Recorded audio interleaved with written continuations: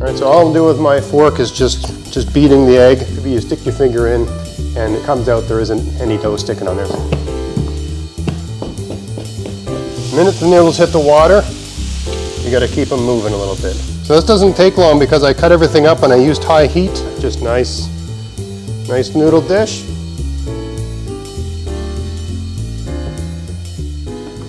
Hey, it's Greg here with MaritimeGardening.com. It's raining like crazy outside and I need a quick lunch, and I thought I would do a video showing how to make egg noodles because I've seen the price of egg noodles go up like crazy in the grocery store. I mean, I normally buy them dried, you put them in some water and then you can make a lo mein or some sort of quick stir fry type thing. But the price has doubled in the last few years. So I've taken it upon myself to learn how to make egg noodles and prepare them, and it's really not that hard. So let's get started. This is like one of the easiest things to make. So you need an egg, you need some salt, and you need some flour. That's all you need. Okay. Now, some flour is better than others. Generally speaking, when you're making noodles, you want like a high protein flour. Like with spaghetti noodles, they're made with durum semolina. I'm just using regular flour here and an egg, but what's different with this technique here is the egg to flour recipe is a bit higher because eggs have protein, right? So you got the egg, you got the flour, you got a good pinch of salt. Grab the fork, get the salt in there, and the liquid from one egg should be enough to turn this into a noodle dough. Okay, let me just bring the camera in here and show you what I'm doing. All right, so all I'll do with my fork is just beating the egg, basically like you do to make scrambled eggs.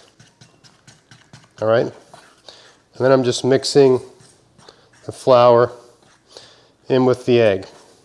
I mean, this is going to vary from, large egg, small egg.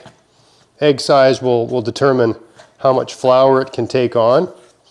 And if you don't have enough wet to take the flour on, you just add a little bit of water, right? So I've gone as far as I can go with just using my fork to mix this, right? So now I just put my hand in there, start squeezing and massaging. I mean, so this is enough to just make one noodle dish for one person, okay? If you're gonna make more, you just multiply this by 2 or 3 or 4.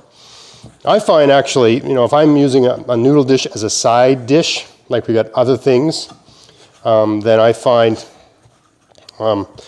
that just 2 eggs, 1 cup of flour, and half a teaspoon of salt, that's all that's needed, all right? But since I'm making just a noodle dish for me, I think this will be enough. Okay, I feel like this is a bit dry, so I'm going to add a touch more water. And by touch, I mean like a teaspoon, okay, not much, right? Right, there has to be enough liquid for the flour and that, to bring it all into a ball, right? But that's all that's really needed. So, I mean, I'm pretty much there. I just put a teaspoon more water in there because those eggs were a bit small. I'm going to take this on the counter just so you can see what I'm doing, but normally I do this all in the bowl. Okay, once you've got it like that, you just roll it out a little bit, and you don't have to knead it too much, but you want to make sure it's, well combined. It should be dry enough that it doesn't stick to your fingers, right? And it should be wet enough that you can roll it out and that it's not impossible, right? So I think we've sort of achieved that here, right? I mean, it stick to my fingers because I have my fingers in with that water, but really this is not sticking now, right? You can see that, right? Put my finger in, the dough doesn't stick to it, right? That's the general test for noodles. Once you've got it, nicely kneaded, and it only takes about a minute, right, with your dough, right? If you have a nice, clean finger, just trying to get the dough off my finger here, right? If you've got the right consistency of the dough, it should be you stick your finger in and when it comes out there isn't any dough sticking on there. So this is close enough to that. Okay, so I just massage it in my hands for about, it's about 20 times, just like that, squeeze, good for stress. Okay, now this is ready to be rolled out into noodles. If I was cooking later on, I stick it in a plastic container, put a lid on it, put it in the fridge. Right? And you can do this a day or two ahead of time and just keep it in the fridge like that. Right? This is ready to be rolled out. But of course, I'm going to be eating this in a few minutes. It's ideal to let this sit for a bit. And depending on the kind of flour you use, you might have to let it sit longer. Since I've just used like regular, all-purpose flour, that breaks down pretty quick. It becomes dough very easily and very readily. Okay, so I'm just going to stick it here for now and get the rest of my meal ready. Okay, so now while the dough is just resting a little bit, I'm going to turn some water on here. Okay, so when you get these noodles ready, you need to boil them for about 2 minutes before you put them in a stir fry. Okay, so I'll get the water going, and just going to prep up some different things to go in this quickie sort of stir fry. So I got some carrot here. Just going to cut that up real fine. Just get everything ready so I don't have to muck with it when it's time to combine everything. Just making a quick noodle dish, right? You can cut these carrots fine. Let me bring the camera in so you can see what I'm doing here. All right, so I've got the carrots cut up in a bias. I'm just going to cut them into little, kind of like matchsticks, right? They don't have to be too fussy with this sort of thing. To me, the most important thing is to do it quickly without cutting your fingers off. And you can have them just that size too. It doesn't really matter, but they cook faster if you cut them up fine. Okay, all right, so those are all ready. Just going to put everything over here on a plate for when it's time to cook them. All right, so we got that. We got a little bit of celery here. All right. Just make sure that's nice and clean. Again, I'm going to cut this on a, so I'm not cutting it sideways, I'm cutting it on a bias. That sort of makes like little fingers. But most vegetables, they're more tender if you cut them like that, like when you're eating them. So they cook fast. You don't have to cook them as long, right? All right, so that's ready to go. I think with this we'll have some onion. I think a whole onion's probably a bit too much, so I'm going to go with about half an onion here. Okay. Just getting over there. And again, I'm going to stick with this sort of cutting everything like matchsticks type thing, so just cut that real quick.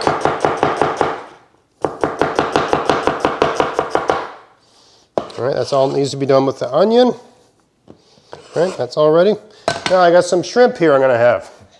These are shrimp that I thawed out prior to cooking. These are ones like, you can get a better deal with shrimp if you buy these ones called Easy Peel, where they've got the shell on them, but all you got to do is pinch off the tail and grab the legs, and they just sort of come off real quick, right? So it takes no time at all. I mean, I just have 6 here because I think 6 is the right amount for one person. Now you can cook these with the shells on, and arguably you get more flavor if you do it that way, because there's flavor in the shells, just like cooking food with bones is more flavor. But then it's a pain to peel them when you're cooking, so I mean that doesn't take long to do, right? So it's just quicker to do it that way. All right, so now we got a bit of shrimp, or shrimp here, prawn, and one more thing. Got some nice mushroom here.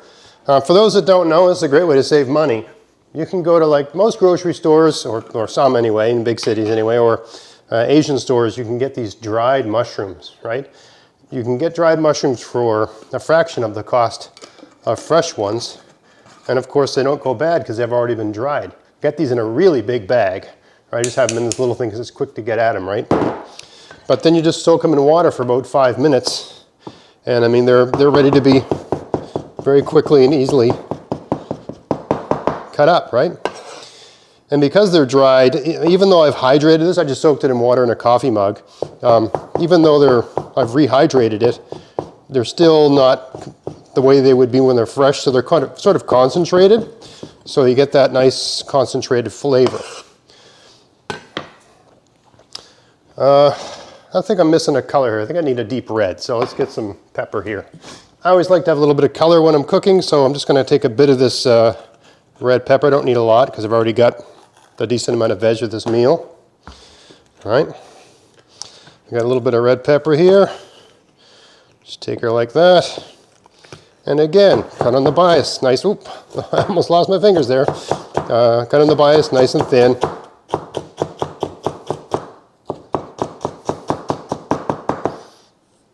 Great. Red pepper's ready to go. Garlic here, just 1 clove of garlic, just to get that nice intense garlic flavor. If I had some fresh ginger, I'd add that too, but I don't have any. You can use powdered ginger, it's not the end of the world. I'm sure there's someone that's balking at that suggestion, but I use powdered ginger in the stir fry all the time. It's fine. I'll put that with the onions, since it's the same family. Now this all cooks up really quick, so I decided to roll this dough out first. So I'm going to put this in to boil at about the same time I'm cooking everything. That way I don't have to muck around. All right, so you just push this down until you get it into like a pizza, right? All right, you got some flour kicking around, just keep things from sticking. And you just start to working it, going from the middle out, right? Always middle out. A little bit of flour, flip it over. Flour on top, middle out. And what you're looking to do is get this about, it really depends on your personality and your personal taste and stuff like that, but about, all thin, right? Like you're making, I don't know, you'd say like 1/8 of an inch or 1/16 of an inch. What is that, like a couple millimeters thick, right? You pretty much go until you run out of steam.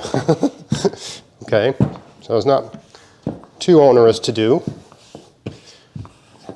All right, like that. I think that's enough. All right, now all we have to do, put a little bit of starch. This is tapioca starch, but anything will do. It's just some sort of starch, keeps it from sticking. Not flour, starch. Okay, we just roll that up like that. Okay, just roll it up like that. Put it on the cutting board. Grab a cutting tool. Right, you can double it up like this if you want. But really what you want to do is grab a cutting tool and cut it really thin. Right, these are noodles, right? You're making noodles. All right, so you got to do all this real quick, otherwise they'll stick. Right, but you cut them up real thin. All right, once you get them cut, add another pinch of that starch. Toss them around with that starch. Put them off to the side. All right, doing the same thing with the other part. All right, put it up real quick.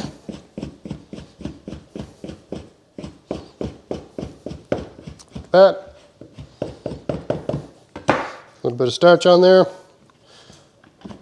Right, massage the starch into them. This just keeps them from sticking. Okay, now all our noodles are ready to go in the boiling water. Now you can put them in a container like this and leave them in the fridge for a couple of days, sort of ready to go. That's all really up to you. Okay, so now let's go over to the oven. All right, so first off, I got this pan heated up. I'm going to put about a teaspoon or 2 teaspoons of oil in there. The only thing raw here is the shrimp, so I'm going to put the shrimp and the onions and the garlic in. All right? Arguably they need the most time to cook. All right? And a little bit of, this is all my way of doing it. You don't have to do it whatever way you think. A little bit of 5 spice powder there. Adds a little bit of zip to it. And I got some sort of spicy red pepper type stuff. It's called sambal. I'll add that to it as well. Maybe like half a teaspoon. That's enough for one person, unless you like it really hot. I'm going to turn this heat up real high. I don't know if it's better with the light on or not. I'm going to turn up the heat real high, almost as high as it goes. Get this really cooking fast.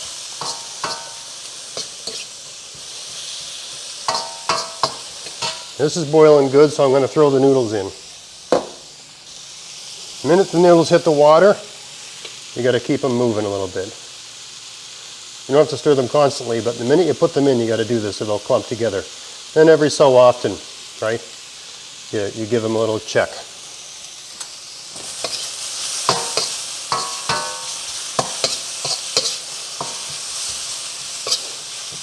All right, I'm going to throw everything else in. Like that. I'm going to steal a little bit of water from my noodles. Put on a lid. Let those go. Over here, I'm waiting for my noodles to come back to boil. Right? They stop boiling. I'll move them around a bit more. Once they've come to a boil, you just leave them in the water for about a minute. I can put a lid on to speed that up a little bit if you want.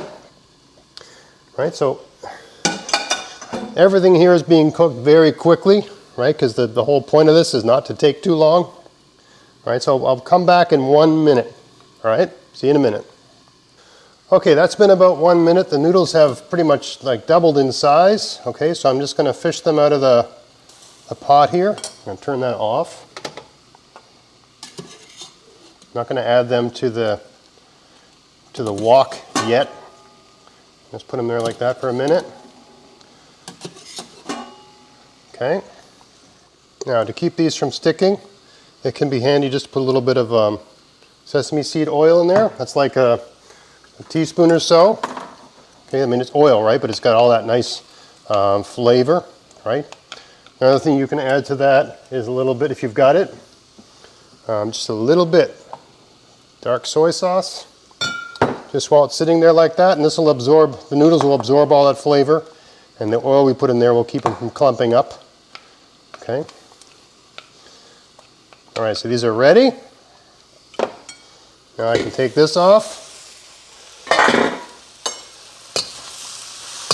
Have a look at our veg here.